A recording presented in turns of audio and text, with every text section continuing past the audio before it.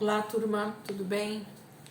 Bora lá para mais um dia, né? A nossa leitura, mais um tempo aqui com o Senhor. E nós sabemos que Deus continua, né? Nos ajudando, nos fortalecendo todos os dias. Graças a Deus por isso. Vamos orar, entregar esse momento para o Senhor e começar a nossa leitura de hoje. Jesus, eu quero muito te agradecer, Pai, por mais um início de final de semana, Pai, porque o Senhor tem nos dado toda essa semana debaixo da tua proteção, do teu cuidado, da tua mão poderosa sobre as nossas vidas, Jesus. E temos visto isso acontecendo, Pai, diariamente. Como é bom ver o teu cuidado, Senhor, em cada detalhe da nossa vida, no nosso dia a dia, no nosso trabalho, no nosso suprimento diário. Como o Senhor tem sido bom para nós, Pai. Todo o tempo o Senhor tem sido a nossa fortaleza, o Senhor tem sido o nosso alto refúgio, o Senhor tem sido a nossa torre forte. Obrigada, Jesus, pelo tempo que o Senhor tem dado a nós de oportunidade de nós estarmos aqui, vivemos essa vida que o Senhor tem dado para nós, desfrutarmos de tudo aquilo que o Senhor tem nos concedido como bênçãos. Nós queremos te agradecer, Jesus, porque até aqui o Senhor tem nos ajudado. Obrigada, Deus, fica conosco nessa leitura, fica conosco nesse tempo de comunhão, Pai. Nós queremos a tua presença todos os dias, Senhor, conosco, em todos os momentos, no nosso trabalho, aqui no devocional, Senhor, na nossa escola, onde quer que a gente esteja, que o Senhor possa estar conosco todo o tempo, Pai. É isso que nós cremos, porque a tua palavra diz isso, que o Senhor estaria conosco todos os dias, até a consumação dos séculos. Obrigada, Jesus. Muito obrigada, Espírito Santo. Amém. Vamos lá, gente. Nós vamos ler hoje, nós estamos no finalzinho, né, dessa semana 8. Então, semana 8, dia 6, né? Dia 25 de fevereiro. Números capítulo 3 e 4. Números capítulo 3 e 4. Começamos ontem, né? O livro de Números. Então, vamos para o capítulo 3 e para o capítulo 4 hoje. Capítulo 3, 1 diz assim: Estes foram os descendentes de Arão e de Moisés, quando o Senhor falou a Moisés no Monte Sinai. Os nomes dos filhos de Arão são os seguintes: Nadab, o filho mais velho, Abiú, Eleazar e Itamar. Esses são os nomes dos filhos de Arão, que foram ungidos e ordenados para o sacerdócio. Mas Nadab e Abiú morreram na presença do Senhor, quando ofereciam fogo proibido pelo próprio Senhor, no deserto de Sinai.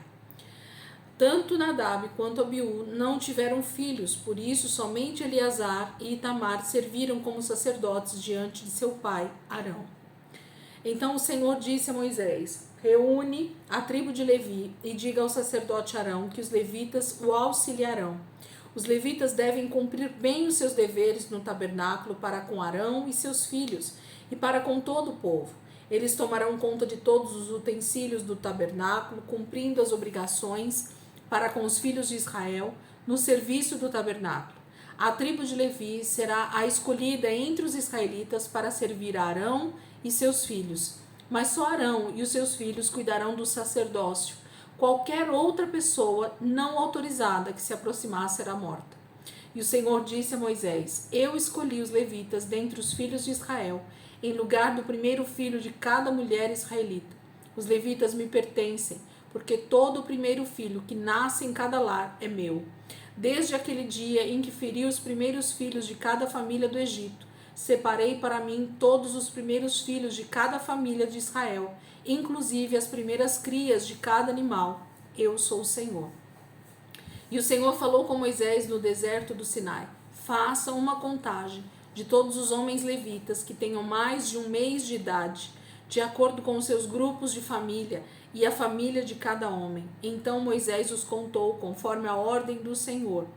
São estes os filhos de Levi pelos seus nomes: Gerson, Coate e Merari. E estes são os nomes dos filhos de Gerson, de acordo com as suas famílias: Libni e Simei. E estes são os nomes dos filhos de Coate, de acordo com as suas famílias: Anrão, Izar, Hebron e Uziel. E esses são os nomes dos filhos de Merari, de acordo com as suas famílias: Mali e Muzi. Essas são as famílias dos levitas, de acordo com a casa de seus pais. O grupo de famílias de Gerson era formado pelas famílias de Libni e de Simei.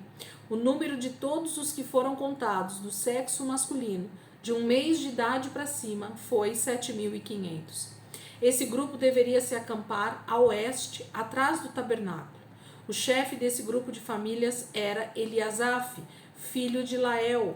A responsabilidade dessas duas famílias de levitas era cuidar do tabernáculo, da tenda interior ou santuário, da cobertura, da cortina interior ou santuário, da cobertura, da cortina da entrada do tabernáculo, das cortinas externas do pátio, da cortina da entrada do pátio que fica ao redor do tabernáculo, do altar e das cordas usadas para montar o tabernáculo.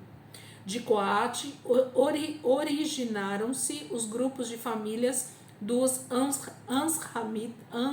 Anramitas, dos Izaritas, dos Hebronitas e dos Uzeilitas. São essas as famílias dos Coatitas. O número de todos os que foram contados do sexo masculino de 1 mês de idade para cima foi 8.600. Eles eram responsáveis para cuidar do santuário. Os coatitas deveriam acampar no lado sul do tabernáculo. O chefe desse grupo de famílias era Elisafã, filho de Uziel.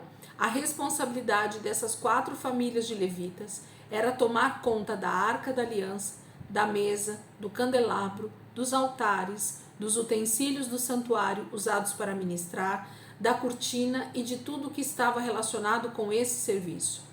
O líder dos chefes dos levitas era Eleazar, filho do sacerdote Arão.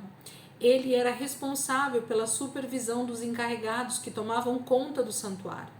O grupo das famílias de Merari era formado pelos Malitas e os Musitas. O número de todos os que foram contados do sexo masculino de 1 mês de idade para cima foi 6.200. O chefe do grupo de famílias de Merari era Zuriel, filho de Abiail.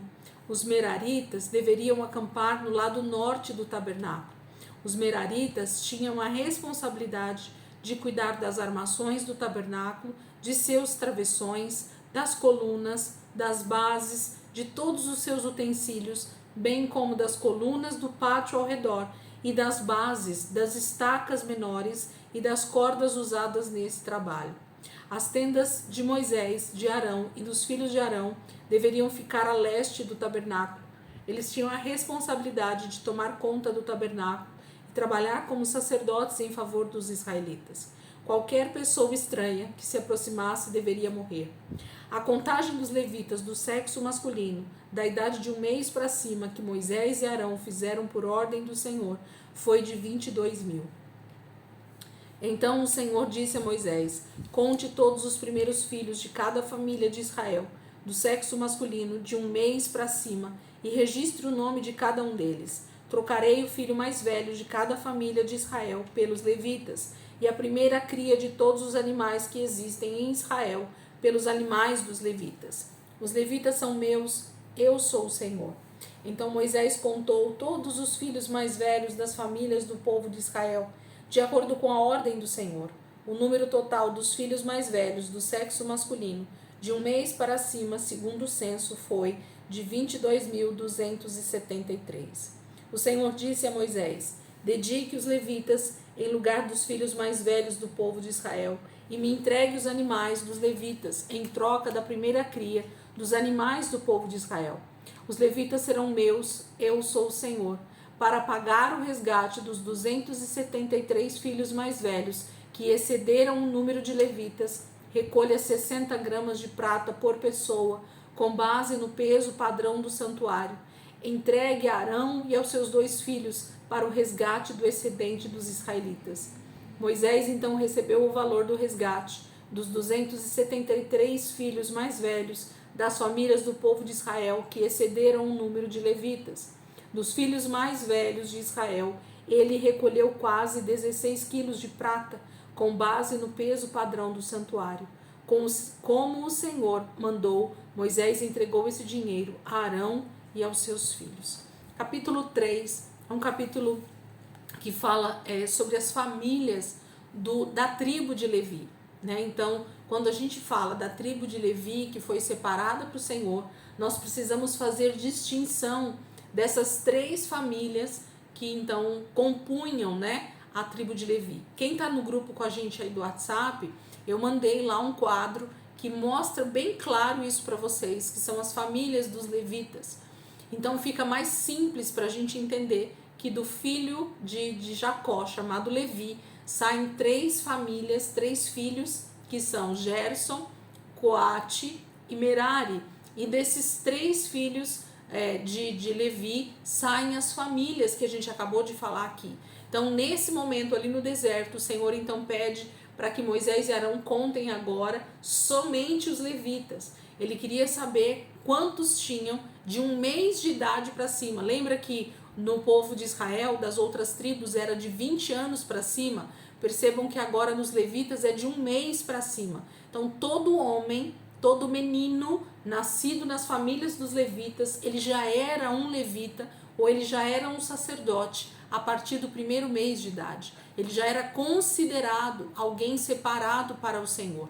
Então, ele faz a contagem para que Deus pudesse mostrar para eles que o mesmo número de filhos mais velhos que existia em Israel e que esses filhos mais velhos deveriam então estar fazendo o trabalho dos levitas seriam praticamente o mesmo. E percebam que a conta ela praticamente bate, porque quem deveria ser consagrado ao Senhor seria todo filho mais velho de todas as famílias de Israel. Mas Deus prefere então, no lugar de todos esses filhos mais velhos, de todas as famílias, ele prefere separar uma tribo, e ele então separa a tribo de Levi para ele, né? Ele faz essa escolha. Então dá uma diferença de 273 filhos que precisariam ser resgatados, e é pago então essas 60 gramas de prata por esses 273 filhos mais velhos das famílias de Israel, para que eles não fossem então consagrados ao Senhor. Isso é maravilhoso. Quando a gente olha a história, gente, não sei se vocês estão conseguindo ir percebendo isso com essa clareza tão simples, né, que a palavra tem, que é mostrando como Deus está formando essa nação, como Deus está formando a vida desses homens de Israel, cada um para o seu cuidado, né, para cuidar de uma coisa. E no caso dos levitas, ele separa inclusive o que eles deveriam fazer ali no tabernáculo, do que eles deveriam cuidar. Então cada família tinha um cuidado de peças específicas do tabernáculo, e o lugar de acampamento também era específico, lado leste, lado oeste, lado norte, né? Então cada um tinha o seu lugar específico de ficar, inclusive a família de Arão e dos seus filhos, que eram os sacerdotes. Quem está lá no grupo, dá uma olhadinha nessas fotos, vocês vão perceber com clareza como era esse acampamento, como era organizado, como Deus tinha um propósito específico para esse acampamento. Capítulo 4. Quem não tiver no grupo, gente, de WhatsApp, é só colocar acampamento de Israel no deserto. Vão aparecer várias fotos aí no Google, né? Fica facinho de vocês também terem acesso a essas imagens para ficar mais fácil o entendimento. Capítulo 4. Então o Senhor disse a Moisés e Arão: façam um recenseamento dos coatitas, por grupo de famílias e por famílias da tribo de Levi. Contem todos os homens que têm entre 30 e 50 anos de idade, capazes de fazer o serviço do tabernáculo. O serviço dos coatitas no tabernáculo é cuidar das coisas muito sagradas. Quando o acampamento for desarmado, Arão e seus filhos entrarão primeiro no tabernáculo para tirar o véu protetor, e com ele cobrirão a arca da aliança. Então eles cobrirão a arca com o couro, cobrirão o couro com um pano azul e colocarão as varas de carregar nas argolas da arca. A seguir devem colocar um pano azul sobre a mesa, onde ficam os pães da presença, e colocarão os pratos, as taças de incenso, as taças das ofertas, os jarros para as ofertas de bebida e os pães da presença sobre esse pano. Depois colocarão sobre tudo isso um pano vermelho e finalmente o cobrirão com uma coberta de couro. Depois colocarão as varas nas argolas da mesa. Em seguida pegarão um pano azul e cobrirão o candelabro, as lâmpadas, as tesouras de cortar os pavios das lâmpadas, os seus apagadores e todos os jarros necessários para o suprimento de azeite. Então cobrirão tudo isso com uma cobertura de couro e colocarão esses objetos sobre as varas para carregar. Eles cobrirão o altar de ouro com um pano azul e por cima colocarão uma cobertura de couro. Depois colocarão os cabos nas argolas do altar.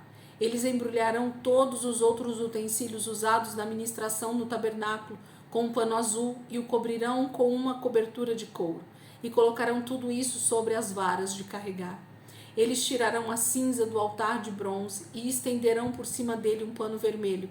Colocarão sobre ele todos os utensílios usados na ministração do altar, os braseiros, os garfos, as pás e as bacias, e todos os utensílios do altar. E sobre tudo isso estenderão uma cobertura de couro.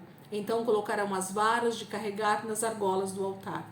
Quando Arão e seus filhos terminarem de desmontar o santuário e os utensílios do santuário, os coatitas deverão carregá-los durante a viagem, mas não tocarão nos utensílios sagrados. Se o fizerem, morrerão.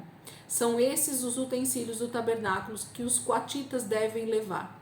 Eleazar, filho do sacerdote Arão, deve tomar conta do azeite para as lâmpadas, do incenso aromático, da oferta diária de cereais e do óleo da unção.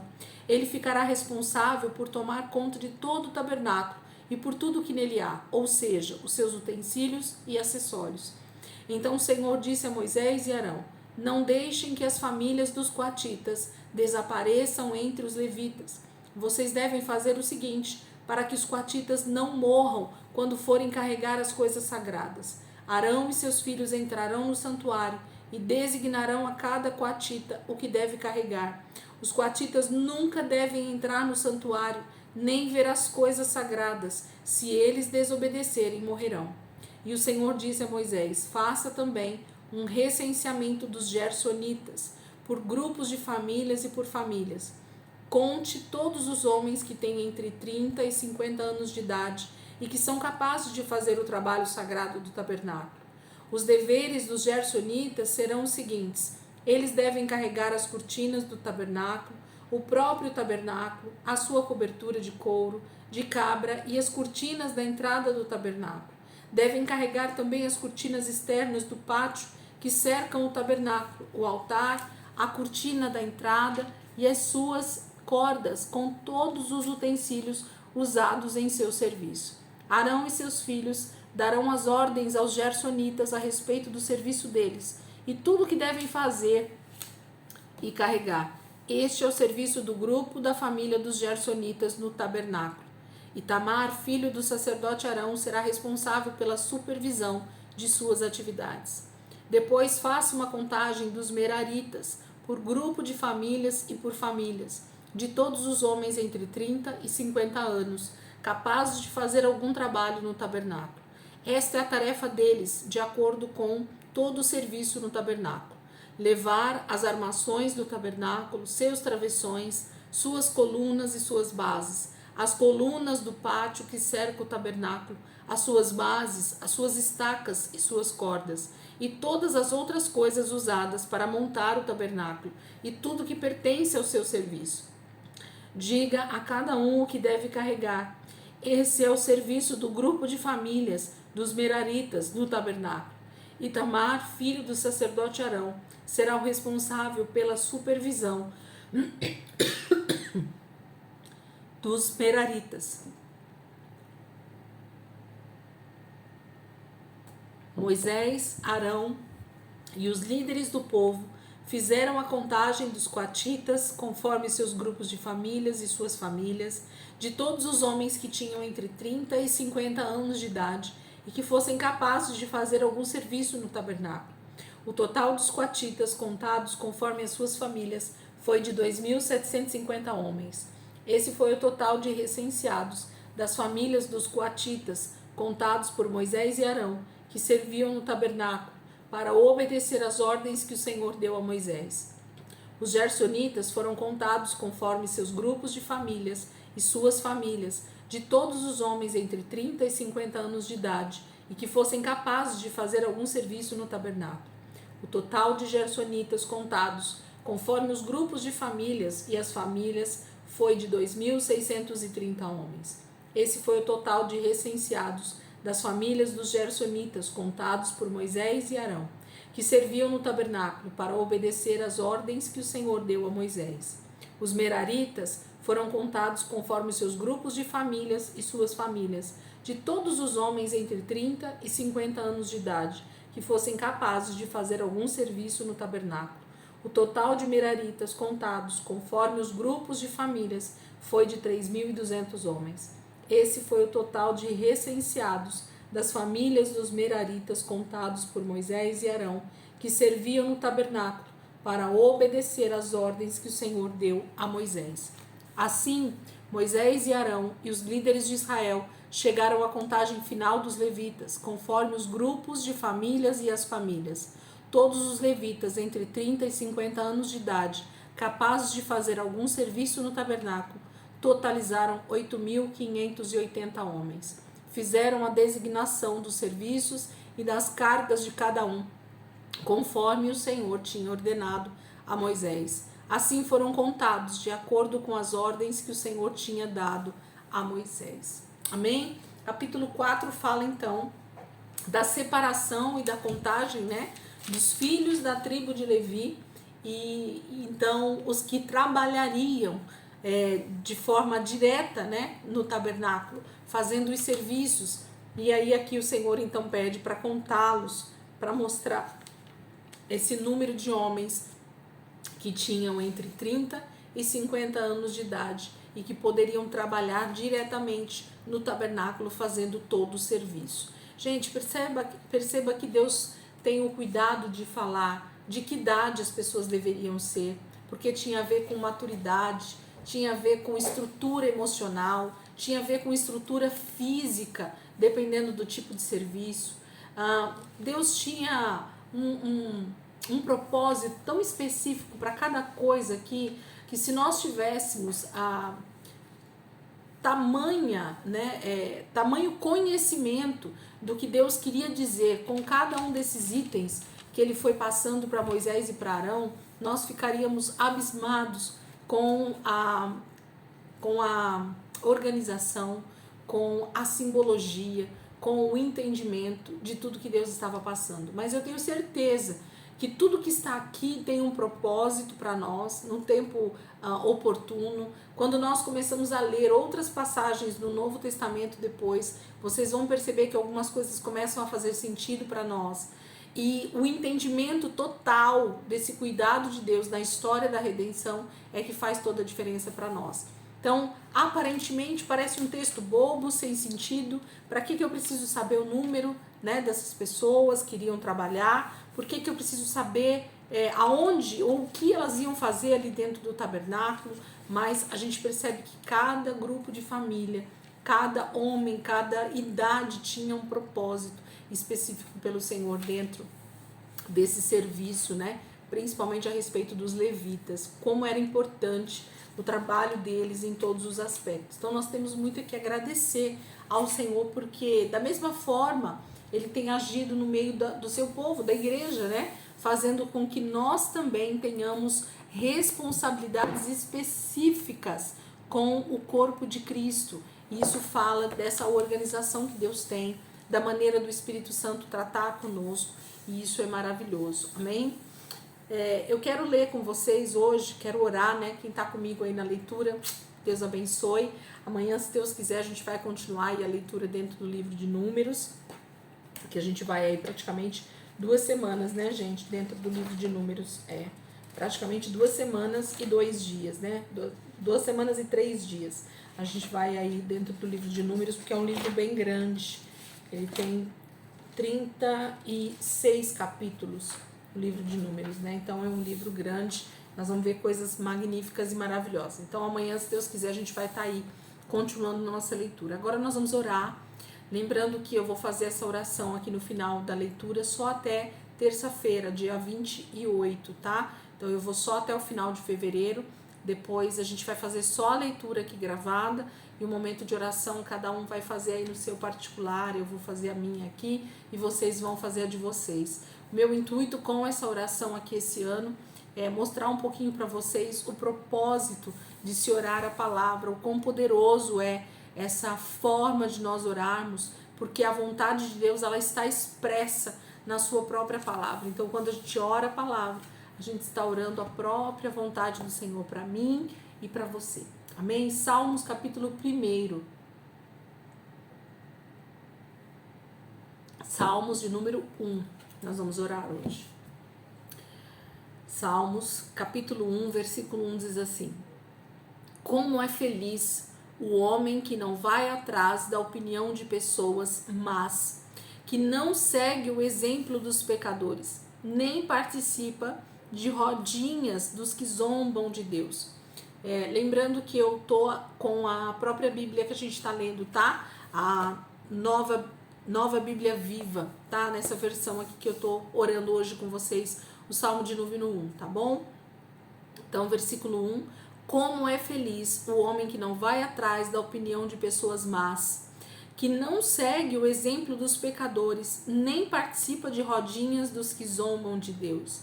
Pelo contrário, ele faz da lei do Senhor a fonte da sua alegria.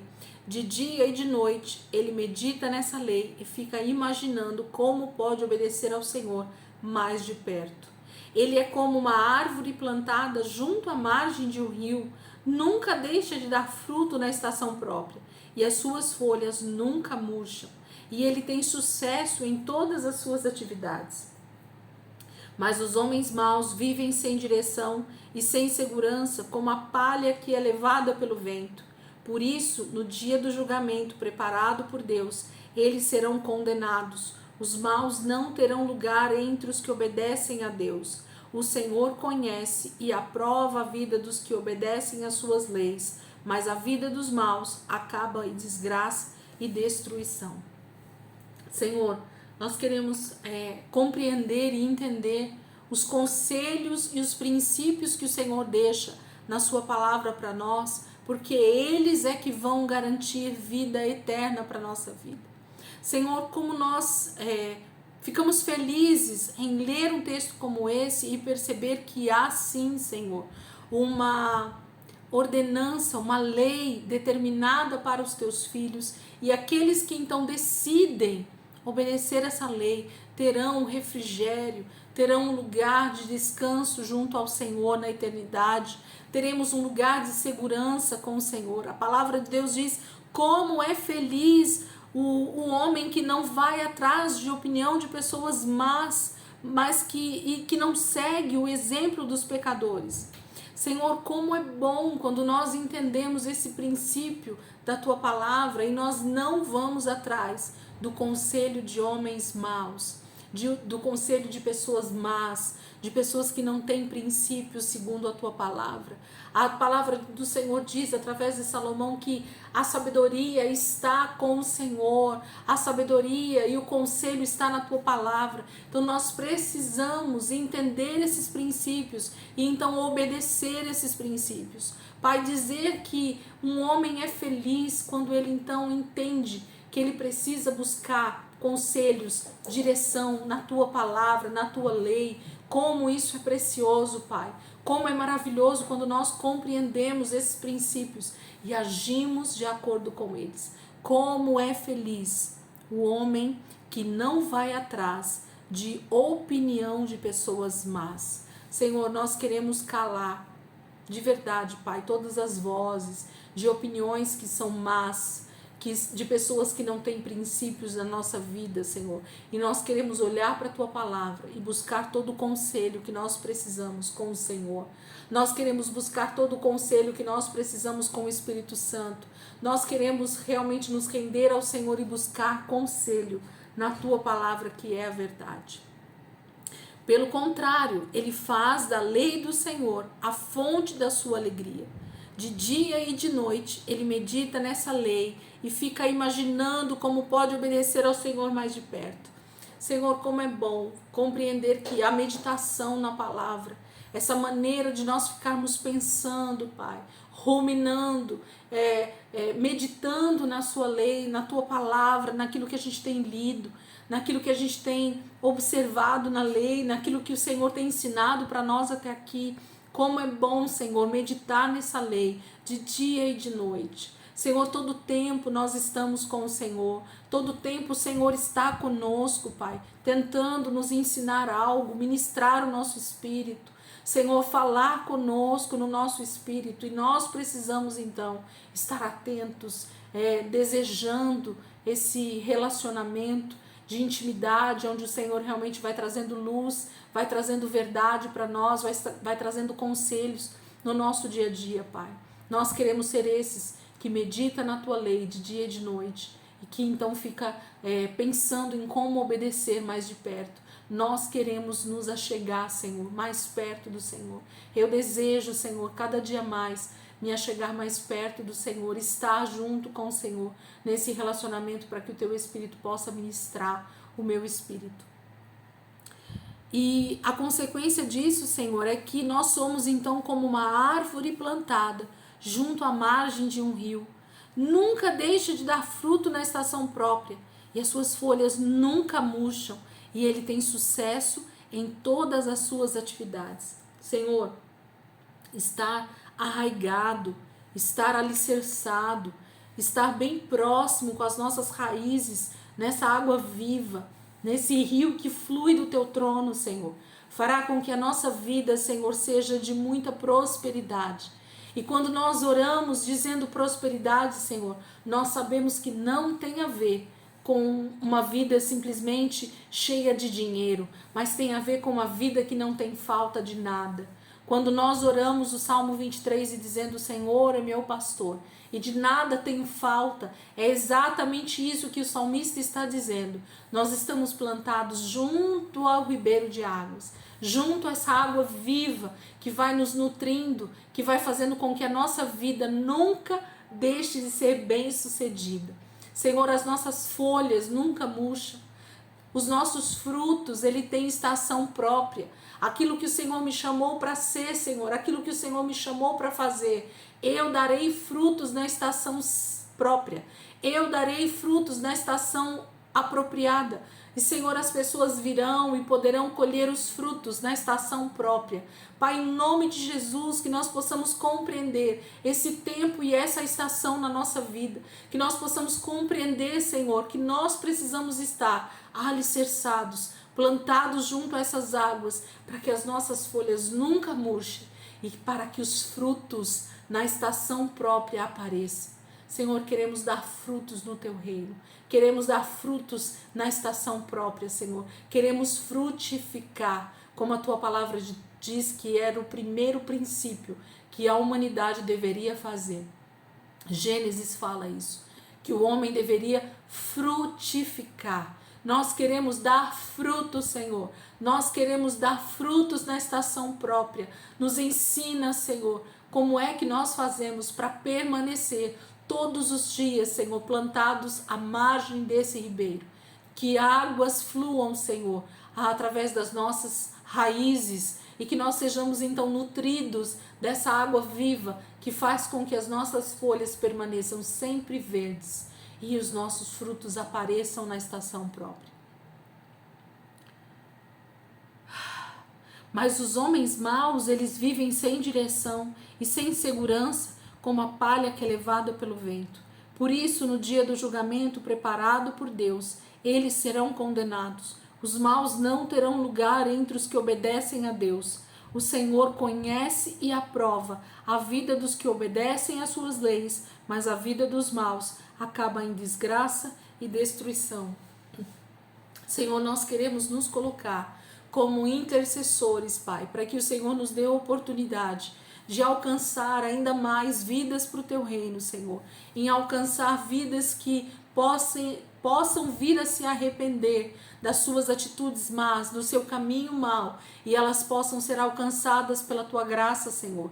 Que nós possamos dar esses frutos, que a nossa vida seja um testemunho vivo, Senhor, para as pessoas que estão próximos de nós, e assim elas possam ver Jesus em nós, e assim elas possam olhar para nós e ver o Senhor, e elas se convertam, e elas tenham os seus olhos abertos para essa realidade espiritual, Senhor, que é Te obedecer, que é obedecer a Tua lei, Senhor, que é obedecer os Teus princípios, para não cairmos na desgraça, na destruição, na ruína, no castigo eterno, Senhor, na condenação eterna, mas que nós possamos ser achados pelo Senhor como aqueles que obedecem a tua lei, que põem em prática a tua palavra, Senhor, que observa, que está atento, que quer aprender a lei do Senhor, porque deseja obedecer, ser fiel nessa obediência, Pai. Muito obrigada, Espírito Santo, por essa verdade que vai sendo, Senhor, impressa no nosso espírito, que vai sendo, Senhor, alicerçada dentro de nós, e que nós possamos estar sempre firmes, Senhor, que nada nos abale diante dessa palavra que é a verdade, Senhor, que nada, Senhor, venha nos afastar de Ti, mas que cada dia mais, Senhor, o nosso amor vá aumentando, a nossa fé vá sendo, Senhor, alicerçada em Ti. Nós desejamos o Senhor, eu desejo o Senhor, eu quero, Pai, cada dia mais o meu relacionamento sendo alimentado pela Tua palavra, Senhor, o Senhor estando comigo todo o tempo, ministrando o meu espírito. Obrigada, Jesus, por cada palavra, obrigada por cada ensino, Senhor, obrigada por cada palavra rema que vai sendo, Senhor, impressa no meu espírito. Obrigada, Jesus, por esses momentos tão preciosos que o Senhor tem nos dado esse ano. Obrigada, Jesus. Obrigada, Espírito Santo. Aleluia. Amém, Jesus. Amém, queridos. Deus abençoe a vida de vocês. E amanhã, se Deus quiser, a gente está aqui de volta para a honra e glória do Senhor. Amém, queridos. Deus abençoe. Em nome de Jesus.